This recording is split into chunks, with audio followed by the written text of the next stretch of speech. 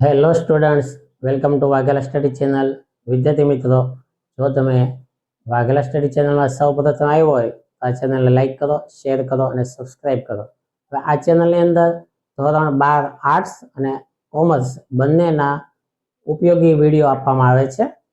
આ ઉપયોગી વિડીયો એટલા બધા તમને કામ લાગશે કે એના દ્વારા તમારા સબ્જેક્ટ જે છે એ ટોટલી એનો સિલેબસ આખો કમ્પ્લીટ થઈ જવાનો છે.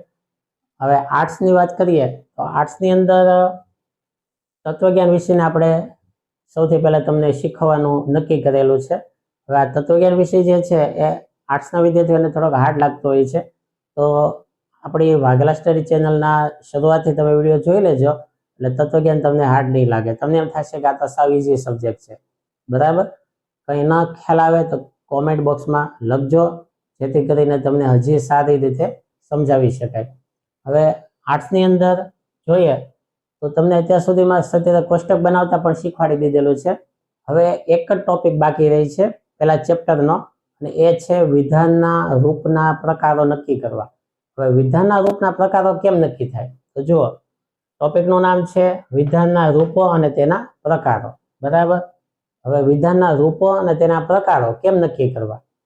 બરાબર, તો જો વિધાનના રૂપના પ્રકારો 3 છે. ખાસ ધ્યાન આપજો, વિધાનના રૂપના પ્રકારો 3 છે. સમજો, પહેલું રૂપ તદેવાર્થક, બીજું રૂપ સ્વવ્યાઘાતી અને ત્રીજું રૂપ પરાયત.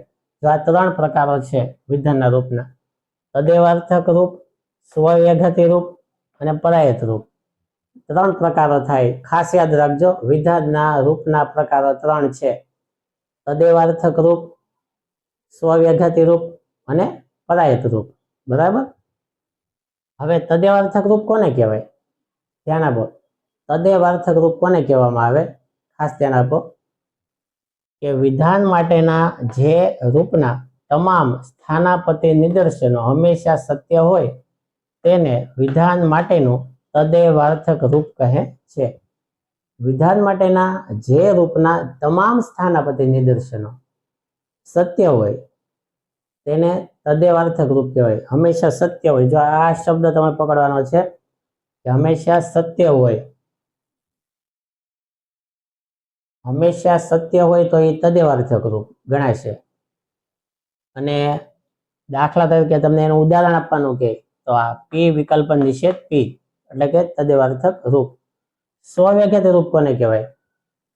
કે વિધાન માટેના જે રૂપના તમામ સ્થાનાપતિ નિદર્શનો હંમેશા અસત્ય હોય. જો આમાં સત્ય હતા તો આમાં હંમેશા અસત્ય હોય.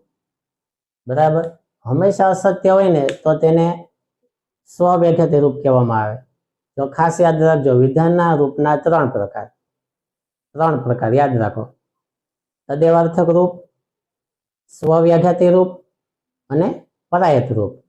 બરાબર, તદેવાર્થક રૂપ કોને કહેવાય? તો તમામ સ્થાનાપતિ નિદર્શનો હંમેશા સત્ય હોય તો તદેવાર્થક રૂપ. સ્વવ્યાઘાતી રૂપ કોને કહેવાય? કે તમામ સ્થાનાપતિ નિદર્શનો હંમેશા અસત્ય હોય તો સ્વવ્યાઘાતી રૂપ. હવે પરાયત રૂપ કોને કહેવાય? જો આ સ્વવ્યાઘાતી રૂપનું ઉદાહરણ પી સમુચ્ચય નિષેધ પી, આ ઉદાહરણ પણ યાદ રાખજો. દાખલા તરીકે લખ્યું ને એ પણ યાદ રાખવાનું છે તમારે. પરાયત રૂપ કોને કહેવાય? તો વિધાન માટેના જે રૂપના કેટલાક સ્થાનાપતિ નિદર્શનો સત્ય હોય અને કેટલાક સ્થાનાપતિ નિદર્શનો અસત્ય હોય તો તેને પરાયત રૂપ કહેવાય છે. પરાયત રૂપ એટલે શું? કે કેટલાક સત્ય હોય અને કેટલાક અસત્ય હોય, બંને હોય સત્ય અને અસત્ય, તો તેને પરાયત રૂપ કહેવામાં આવે છે. તો 3 રૂપના ડિફરન્સ સમજાઈ ગયા. તદેવાર્થક એટલે બધા સ્થાનાપતિ નિદર્શન સત્ય હોય, સ્વવ્યાઘાતી એટલે તમામ અસત્ય હોય, અને પરાયત એટલે કેટલાક સત્ય અને કેટલાક અસત્ય હોય. તો પી શરતી ક્યુ આ એનું ઉદાહરણ. હવે આપણે વારઘડીએ સ્થાનાપતિ નિદર્શન બોલીએ છીએ એટલે શું? જો અહીંયા સમજો, સ્થાનાપતિ નિદર્શન એટલે શું? કે વિધાન માટેના કોઈ પણ રૂપમાંથી મેળવવામાં આવેલા વિધાનને એ રૂપનું સ્થાનાપતિ નિદર્શન કહે છે. વિધાન માટેના રૂપના કોઈ પણમાંથી મેળવવામાં આવે એને સ્થાનાપતિ નિદર્શન કહેવામાં આવે છે.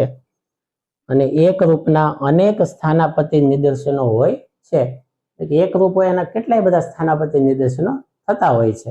બરાબર, ક્લિયર? આ બધું યાદ રાખજો. હવે આપણે 1.5 ની મનોયત્ન એક્સરસાઇઝ આપણે સોલ્વ કરવાની છે.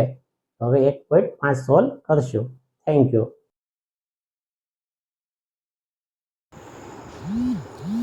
Hello students, welcome to Vaghela study channel. વિદ્યાર્થી મિત્રો, તમને આપણે વિધાનના રૂપના પ્રકારોના નક્કી કરવાના નિયમો સમજાવ્યા. હવે તેનો મનોયત્ન 1.5 છે એ તમને હું સમજાવું, ધ્યાન આપજો. જો સવાલ પહેલો છે, વિધાન માટેના રૂપના પ્રકારો કેટલા છે?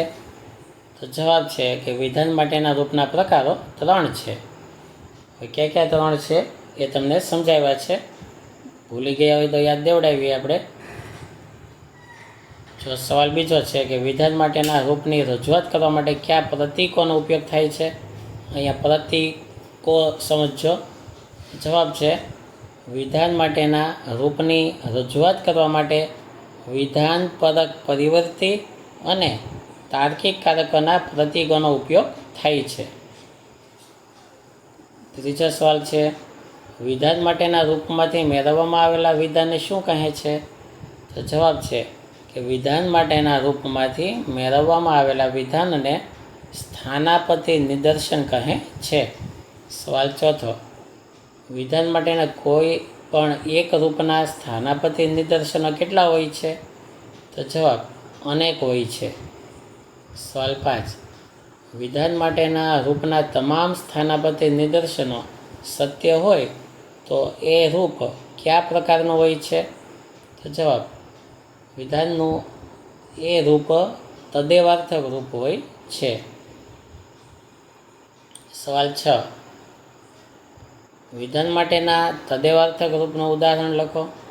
જવાબ, વિધાન માટેનું તદેવાર્થક રૂપ પી વિકલ્પન નિષેધ પી, આ તેનું તદેવાર્થક રૂપ છે. 7મો સવાલ, વિધાન માટેના રૂપના તમામ સ્થાનાપતિ નિદર્શનો અસત્ય હોય તો એ રૂપ કયા પ્રકારનું હોય છે? જવાબ, વિધાન માટેના રૂપના તમામ સ્થાનાપતિ નિદર્શનો અસત્ય હોય તો એ રૂપ વિધાન માટેનું સ્વવ્યાઘાતી રૂપ હોય છે. સવાલ 8, પી સમુચ્ચય નિષેધ પી, આ વિધાન માટેના રૂપનો પ્રકાર જણાવો. જવાબ, પી સમુચ્ચય નિષેધ પી આ વિધાન માટેનું સ્વવ્યાઘાતી રૂપ છે. સવાલ 9, વિધાન માટેના કયા પ્રકારના રૂપના કેટલાક સ્થાનાપતિ નિદર્શનો સત્ય અને કેટલાક અસત્ય હોય છે? તો જવાબમાં કેટલાક સત્ય અને કેટલાક અસત્ય પરાયતમાં હોય છે. એટલે કે વિધાન માટેના પરાયતના રૂપમાં કેટલાક સત્ય અને કેટલાક અસત્ય હોય છે. 10મો સવાલ, પી શરતી ક્યુ, આ વિધાન માટેના રૂપનો પ્રકાર લખો. જવાબ, પી શરતી ક્યુ આ વિધાન માટેનું પરાયત રૂપ છે. પ્રશ્ન 2, નીચેના પ્રશ્નના ઉત્તર સંક્ષિપ્તમાં લખો. તેમાં પહેલો સવાલ, પી સમુચ્ચય નિષેધ પી વિધાનના રૂપના સદિતા કોષ્ટકની રચનામાં કેટલા સ્તંભ અને કેટલી હરોળ આવે છે? હવે અહીંયા તમે જુઓ વિદ્યાર્થી મિત્રો, પી સમુચ્ચય નિષેધ પી એટલે કે એમાં વિધાન તો એક જ છે, પી. ABCDનો બીજો કોઈ અક્ષર નથી. હવે એક જ વિધાન હોય તો આપણને ખ્યાલ છે કે એક વિધાન માટે 2 હરોળ બનાવીએ છીએ આપણે, તો હરોળ તો 2 જ આવશે. સ્તંભ કેટલા આવશે એ તમને ગણાવું. જો પહેલો સ્તંભ પીનો આવશે, બીજો સ્તંભ નિષેધ પીનો આવશે અને ત્રીજો સ્તંભ સમુચ્ચય માટે આવશે. તો 3 સ્તંભ થાય, તો કુલ 3 સ્તંભ અને 2 હરોળ થશે. નિષેધ પી વિકલ્પ નિષેધ ક્યુ, તેમાં કેટલા સ્તંભ અને કેટલી હરોળ હોય? તો અહીંયા પી અને ક્યુ 2 વિધાન છે. હવે 2 વિધાન હોય તો 4 હરોળ બને અને સ્તંભ કેટલા બનશે? તો જો પીનો એક સ્તંભ, ક્યુનો બીજો સ્તંભ નિષેધ પીનો ત્રીજો સ્તંભ, નિષેધ ક્યુનો ચોથો સ્તંભ અને વિકલ્પન માટે પાંચમો સ્તંભ. તો આ રીતે કુલ 5 સ્તંભ અને 4 હરોળ બનશે. ત્રીજું, પી શરતી ક્યુ સમુચ્ચય આર વિધાન રૂપના સદિધ કોષ્ટકની રચનામાં કેટલા સ્તંભ અને હરોળ હોય છે? અહીંયા તમે જોઈ શકો છો કે પી ક્યુ આર 3 વિધાનો છે. હવે ગમે ત્યારે 3 વિધાન આવે તો આપણે 8 હરોળ બનાવવાની હોય છે. તો 8 તો હરોળ બનશે. સ્તંભ જોઈએ તો પીનો એક સ્તંભ, ક્યુનો બીજો સ્તંભ અને આરનો ત્રીજો સ્તંભ. પછી ચોથા સ્તંભમાં પી શરતી ક્યુ આવશે અને સમુચ્ચય સર્વોપરીકારક છે તો આખું સમગ્ર વિધાન 5મા સ્તંભમાં આવશે. તો કુલ 5 સ્તંભ અને 8 હરોળ બનશે. ચોથો સવાલ, વિધાન માટેનો રૂપ એટલે શું? જવાબ, વિધાન માટેનો રૂપ એ પ્રતીકોની એવી ગોઠવણી છે કે જેમાં વિધાનો નહીં પરંતુ વિધાનપરક પરિવર્તી અને તાર્કિક કારકો આવેલા હોય છે. 5મો સવાલ, વિધાન માટેના રૂપનું સ્થાનાપતિ નિદર્શન એટલે શું? તો જવાબ, વિધાન માટેના કોઈ પણ રૂપમાંથી મેળવવામાં આવેલા વિધાનને વિધાન માટેના એ રૂપનું સ્થાનાપતિ નિદર્શન કહેવાય છે. 6થો સવાલ, વિધાન માટેના રૂપમાંથી સ્થાનાપતિ નિદર્શન મેળવતી વખતે કયા નિયમનું પાલન કરવું આવશ્યક છે? જવાબ, વિધાન માટેના રૂપમાંથી સ્થાનાપતિ નિદર્શન મેળવતી વખતે કુલ 3 નિયમનું પાલન કરવું પડે. 3 નિયમ. પહેલો નિયમ, વિધાન માટેના રૂપમાં પ્રત્યેક વિધાનપરક પરિવર્તીના સ્થાને કોઈ પણ સાદું, સંયુક્ત કે જટિલ સંયુક્ત વિધાન મૂકવું. બીજું, વિધાન માટેના રૂપમાં એકનું એક વિધાનપરક પરિવર્તી જેટલી વાર આવે તેટલી વાર તેને સ્થાને એકનું એક જ સાદું, સંયુક્ત કે જટિલ સંયુક્ત વિધાન જે પ્રથમ વાર મૂક્યું હોય તે જ વિધાન મૂકવું. અને ત્રીજી શરત, વિધાન માટેના રૂપમાં આવતા તાર્કિક કારકમાં કોઈ ફેરફાર કરવો નહીં. એટલે કે વિધાન માટેના રૂપમાં જે તાર્કિક કારકો જે ક્રમમાં ગોઠવેલા હોય એના એ જ તાર્કિક કારકોને એના એ જ ક્રમમાં સ્થાનાપતિ નિદર્શનમાં ગોઠવવા જોઈએ. 7મો સવાલ, વિધાન માટેના રૂપના પ્રકારો જણાવો. તો જવાબમાં 3 પ્રકારો છે. પહેલું, વિધાન માટેનું તદેવાર્થક રૂપ. બીજું, વિધાન માટેનું સ્વવ્યાખ્યાતી રૂપ. અને ત્રીજું, વિધાન માટેનું પરાયત રૂપ. 8મો સવાલ, વિધાન માટેનું તદેવાર્થક રૂપ એટલે શું? જવાબ, વિધાન માટેના જે રૂપના તમામ સ્થાનાપતિ નિદર્શનો હંમેશા સત્ય જ હોય તેને તદેવાર્થક રૂપ કહે છે. ઉદાહરણ, પી વિકલ્પન નિષેધ પી. 9મો સવાલ, વિધાન માટેનું સ્વવ્યાખ્યાતી રૂપ એટલે શું? જવાબ, વિધાન માટેના જે રૂપના તમામ સ્થાનાપતિ નિદર્શનો હંમેશા અસત્ય જ હોય તે રૂપને વિધાન માટેનું સ્વવ્યાખ્યાતી રૂપ કહેવાય છે. દાખલા તરીકે પી સમુચ્ચય નિષેધ પી. 10મો સવાલ, વિધાન માટેનું પરાયત રૂપ એટલે શું?